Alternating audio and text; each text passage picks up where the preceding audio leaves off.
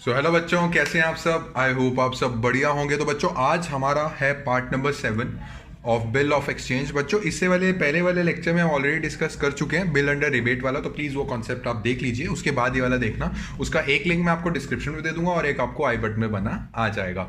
तो बच्चों, आज हम स्टार्ट करने वाले हैं एक ऐसी सिचुएशन कि अब बिल जो है वो खत्म हो चुका है। आपने एक वर्ड पढ़ा था ना, डिसऑनर, वो मैं करवा चुका हूँ। हाँ जी सर, डिसऑनर का मतलब ये था कि मैं नहीं दे रहा हूँ पैसे, है ना, मैं बिल्कुल भी नहीं दे रहा हूँ पैसों। आपने जो करना है कर लीजिए। फिर डिसऑनर में हम नोटिंग चार्जेस वगैरह वो सारी कहानी हम ऑलरेडी पहले डिस्कस कर चुके हैं। जिसने नहीं देखा वो कहानी पहले देख के आइए, तभी आपको आगे वाली आज समझ में आएगी। ठीक है, तो बच्चों हमेशा की तरह जो एग्जाम्पल्स थे वही एग्जाम्पल्स आज भी लूंगा। राम जी हैं वो हमारे हैं सेलर, और मिस्टर श्याम हैं वो हमारे हैं बायर। ठीक है, तो मिस्टर राम जो हैं वो सेल करेंगे और मिस्टर श्याम जो हैं वो उनसे बाय करेंगे।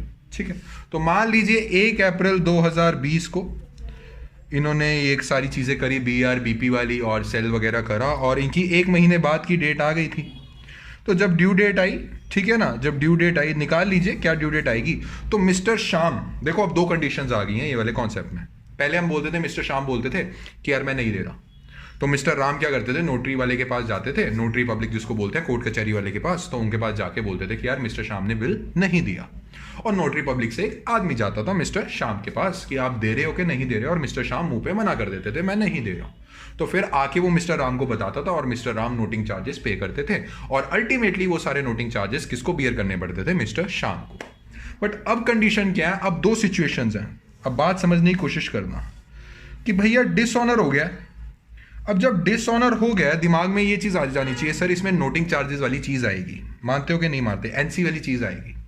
फर्स्ट सिचुएशन कि डिसऑनर हो गया, मिस्टर श्याम बोलते हैं यार अब डिसऑनर तो हो चुका है, यार मिस्टर राम तुम ऐसा करो एक नया बिल बना लो। चलो ठीक है, एक नया बिल दोबारा से बना लेते हैं।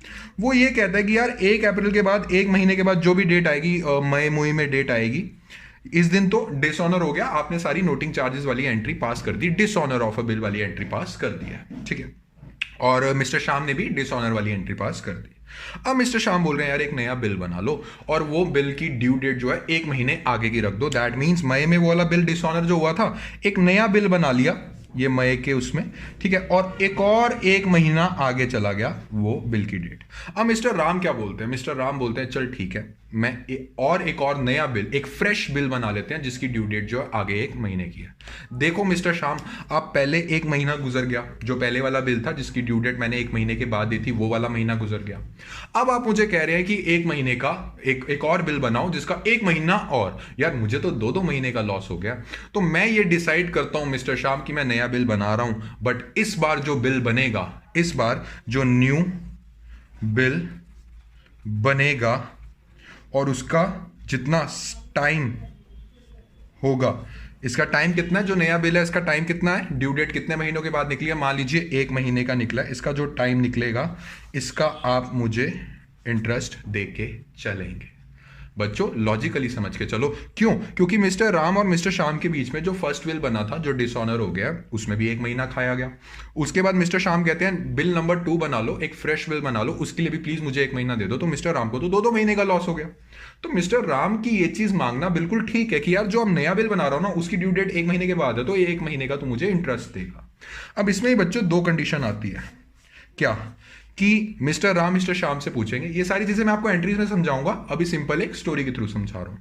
तो मिस्टर राम मिस्टर श्याम को बोलेंगे कि यार ये जो इंटरेस्ट की अगर मैं बात करूं, इंटरेस्ट की बात करूं, कि ये जो इंटरेस्ट है तुम मुझे कैश में दे रहे हो। वो कहता हाँ कैश में दे दूंगा, कोई प्रॉब्लम वाली बात नहीं है।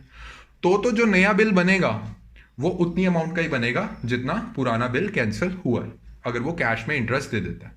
अगर वो कहता है नहीं यार मैं कैश में नहीं दे रहा हूं तुम लोगों को, तो क्या करना है कि जितना जो पुराना बिल, जितना जो नया बिल बनेगा उतनी अमाउंट का, जितना पुराना बिल कैंसिल हुआ है, ये नया बीआर बनेगा, इसके अंदर इंटरेस्ट की अमाउंट भी ऐड कर देंगे, इतना टोटल अमाउंट का आप बीआर बना देंगे। केस समझ में आया है कि नहीं आया है वाला। ठीक है, ये तो हमारी होगी फर्स्ट सिचुएशन जिसमें डिसऑनर हो गया, और उसके बाद कहता है एक नया बिल रिन्यू कर दो। बच्चों इस टॉपिक को बोलते हैं renewal of a bill. Renewal of a bill का मतलब होता है कि पुराने वाला बिल या तो डिसऑनर करो, अभी फर्स्ट सिचुएशन पढ़ा है कि रिन्यूअल ऑफ अ बिल का मतलब क्या है, या तो डिसऑनर करो, या फिर सेकंड केस आ जाता है कैंसिल करो। डिसऑनर वाला केस मैंने आपको बता दिया। और सेकंड वाला केस आता है, मिस्टर श्याम बोलते हैं यार ये वाला बिल ना कैंसिल कर दे। बच्चों there is a difference between dishonour and cancellation of a bill. In dishonour of bill जो राम है वो नोटरी पब्लिक के पास जाता है, नोटिंग चार्जेस वाली चीजें आती हैं। In case of cancellation of a bill mister Ram जो है वो नोटिंग वाले के पास नहीं जाते, दैट मीन्स नोटिंग चार्जेस वाली चीज नहीं आती, वो सिंपल एक कैंसिलेशन वाली एंट्री पास करते हैं बच्चों। कौन सी? वो कर देगा, मान लो Shyam account debit to BR, ये कैंसिलेशन वाली एंट्री पास कर दी। और ये डिसऑनर में होता तो इसमें नोटिंग चार्जेस भी होता, वो एंट्री मैं आपको ऑलरेडी पढ़ा के चल चुका हूं। बस इसमें और इसमें सिर्फ यही फर्क है, डिसऑनर वाली में नोटिंग चार्जेस है, कैंसिलेशन वाली में नोटिंग चार्जेस नहीं है। बाकी इसके बाद सेम इंटरेस्ट वाली चीज भी वही होनी है कि जो मिस्टर श्याम है, जो मिस्टर राम है, वो मिस्टर श्याम से पूछेंगे भाई इतने महीने का जो नया बिल है उसकी जितने महीने बाद ड्यू डेट है उतने महीने का आप मुझे इंटरेस्ट दे के चलेंगे। आप मुझे इंटरेस्ट, फिर सेकंड स्टेप क्या होता है, आप मुझे इंटरेस्ट कैश में दे रहे हैं या फिर मैं जो नया बिल बना रहा हूं उसकी अमाउंट में ऐड करूं। इंटरेस्ट तो आपने देना ही देना है। अगर मिस्टर श्याम बोल देते हैं कि यार मैं आपको इंटरेस्ट पैसे में दे रहा हूं तो कैश अकाउंट डेबिट और जो भी एंट्री होगी। और अगर वो कहता है कि नहीं मैं इंटरेस्ट नहीं दे पाऊंगा, आप ऐसा कीजिए तो नया बिल बन रहा है उसमें ऐड कर दीजिए, तो नया जो बिल BR अकाउंट डेबिट से आप खड़ा करेंगे वो उसमें कर दीजिए। इन चीजों को प्रॉपर्ली बच्चों समझने के लिए मैं आपके लिए क्वेश्चन लेके आया हूं ताकि अच्छे से आपको, अच्छे बच्चों की तरह आपको इस चीज में समझा सकूं। इतना ओवरव्यू समझ में आया बच्चों? यस और नो? अगर नहीं आया तो आप कमेंट सेक्शन में कमेंट करके पूछ सकते हैं। ठीक है, तो बच्चों आप सबकी स्क्रीन के सामने एक क्वेश्चन बना आ रहा है, इसको रीड कीजिए। कहता है एंट्रीज वेंट्रीज बुक से पढ़ने की कोई जरूरत नहीं है बच्चों, जितना ये करा रहा हूं इससे समझ लो, इनफ है आप बच्चों के लिए। ठीक है, तो एक क्वेश्चन बना आ रहा है, क्या कहता है? कहता है on 1 April 2016 Y accepts a bill drawn by X for 2 months for ₹50,000, 50,000 का बिल बना दिया इन पेमेंट ऑफ डेट। ठीक है, on the due date the bill is dishonoured. कह रहा है डिसऑनर हो गया बच्चों, बिल कैंसिल नहीं किया, बिल डिसऑनर किया। अब आया डिसऑनर वाला concept, that means sir noting charges वाले के पास गया है, वो नोटरी पब्लिक के पास गया है। अगर इसकी जगह मैं लिख देता on the due date the bill is cancelled, that means dishonour वाला कॉन्सेप्ट नहीं आना। मैं आपको वो वाला क्वेश्चन होमवर्क के लिए दे दूंगा, अभी डिसऑनर वाला केस कर लेते हैं। ठीक है, ये वाला जो केस है मैं आपको होमवर्क के लिए दे दूंगा और ये वाला केस हम अभी कर रहे हैं। तो कहता है on the due date the bill is dishonoured and X had to pay 200 as noting charges. उसके बाद कहता है on 4 June 2016 Y accepted X to draw new bill for the amount due X. Y कहता है x को भाई please एक नया बिल बना दो।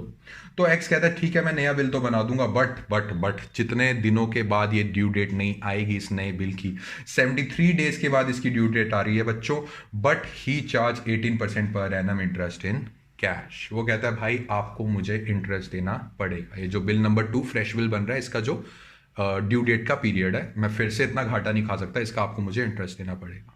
और इंटरेस्ट, अब मुद्दा आता है स्टेप नंबर 2 की, इंटरेस्ट आप कैसे दे रहे हैं? इंटरेस्ट वो कैश में दे रहे हैं। ठीक है, कहता है the bill is duly met on its maturity, pass the journal entries in the books of both the parties. Normal है बच्चों, इसमें आप खुद ही दिमाग लगा के कर सकते थे, इसमें कोई प्रॉब्लम वाली बात नहीं है, मैंने आपको एक ओवरव्यू दे दिया।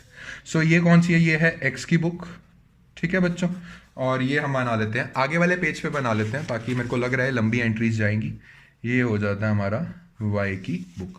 सो स्टूडेंट्स फर्स्ट एंट्री क्या होगी मुझे फटाफट से बताइए। सर फर्स्ट एंट्री होगी, सर सेल वाली चीज़ नहीं कहेगी, मैंने आपको पहले ही बोला है सेल वाली चीज़ नहीं हो तो कंफ्यूज ना हो। सीधी सीधी बात है कि BR वाली एंट्री करने को बोला, दैट मीन्स पीछे कुछ डेप्ट या फिर डेट का कोई सीन होगा और वो उन्होंने बताया हुआ है in payment of a debt. हाँ यार पैसे देने थे तो उसके लिए BR बना रहे हैं। तो बच्चों 2016 अप्रैल 1 को क्या एंट्री होगी? Sir BR account debit to Y account. बच्चों मैं ये बिलीव करता हूँ कि आप नरेशन एंड फॉर्मेट बना सकते हैं। ठीक है, तो आप इसमें प्रॉपर आप बना के चलेंगे, मैं आप लोगों का टाइम वेस्ट नहीं करूंगा। इधर मैं आपको एक कॉन्सेप्चुअल नॉलेज देने आया हूँ, ना कि फॉर्मेट समझाने आया हूँ, वो मैं ऑलरेडी आपको समझा के चल चुका हूँ। सो इसमें क्या एंट्री होगी? इसमें एंट्री होगी 50,000 एंड 50,000 रुपये। सेम हम कर लेते हैं उसकी बुक में एंट्री, वाई की बुक में। तो वाई की बुक में क्या एंट्री होगी? 2016 1 अप्रैल कितने से? ये होगा X account debit to BP account कितने से? 50,000 एंड 50,000 से।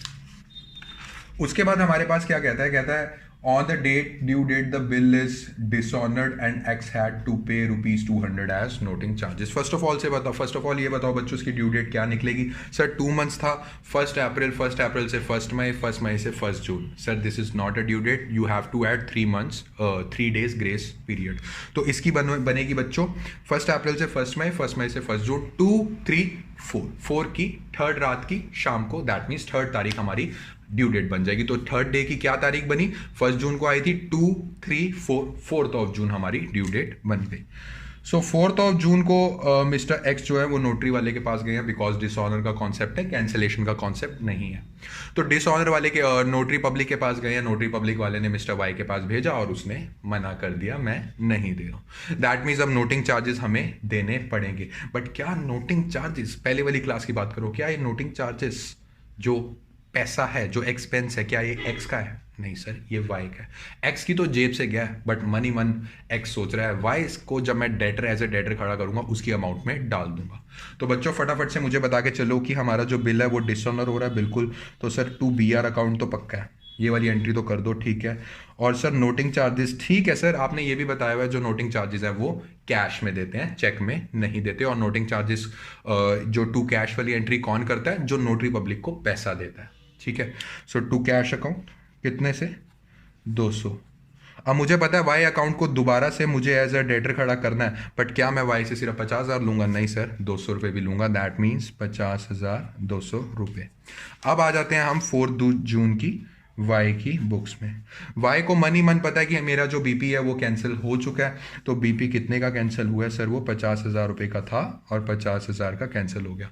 वाई को मनी मन ये भी पता है कि यार नोटिंग चार्जेस तो मेरे एक्सपेंस है, मेरे प्रॉफिट से कम होंगे, that means I need to do a entry of it. तो हम करेंगे इसमें नोटिंग चार्जेस अकाउंट डेबिट, कितने से बच्चों? ये हो गया 200। और उसको पता है कि एक्स को अब टोटल मुझे 50,000 नहीं देने, 50,200 एज अ लाइबिलिटी हो गई है मेरी। इतना समझ में आया है बच्चों के नहीं आया? हाँ जी सर, इतना समझ में आ गया। So on 4th June 2016 Y request करके चलता है एक्स के पास कि यार प्लीज मुझे एक नया बिल बना दे, एक रिन्यूअल ऑफ अ बिल कर दे। और एक्स कहता है ठीक है मैं तेरे लिए एक नया बिल बना दूंगा, बट मैं उस पर जितना भी टाइम पीरियड है नए बिल का उसका इंटरेस्ट लेके चलूंगा। तो बच्चों नए बिल का टाइम पीरियड कितना है सर? ये है 73 डेज। और रेट ऑफ इंटरेस्ट कितना दे रखा है? ये दे रखा है 18% पर एनम। इसमें बच्चों देखने वाली बात क्या है? इसमें देखने वाली बात ये है पर एनम है, बट हमें कितने तक का इंटरेस्ट निकालना है? 73 डेज का।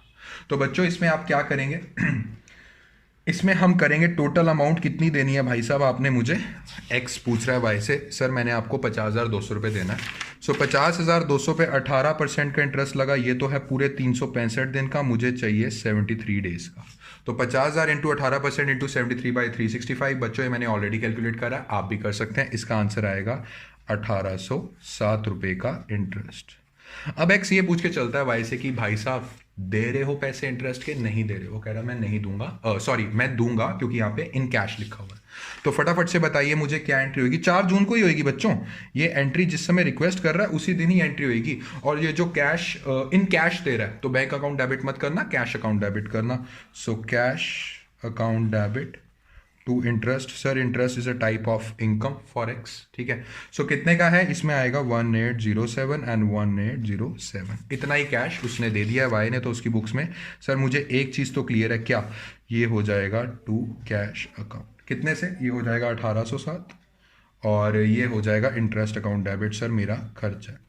बच्चों इसमें मैं आपको एक चीज़ ये समझाना चाहूँगा कि अगर वो कैश में नहीं देता तो आप जो अब मैं नेक्स्ट एंट्री करने वाला हूँ रिन्यूअल ऑफ अ बिल की, तो उसके BR में 50,200 प्लस 1807 आप ऐड कर देते हैं। बट हालांकि उसने कैश में दे दिया, तो अब बिल कितने का बनेगा सर? बिल जो नया बिल बनेगा वो 50,200 रुपये का बनेगा।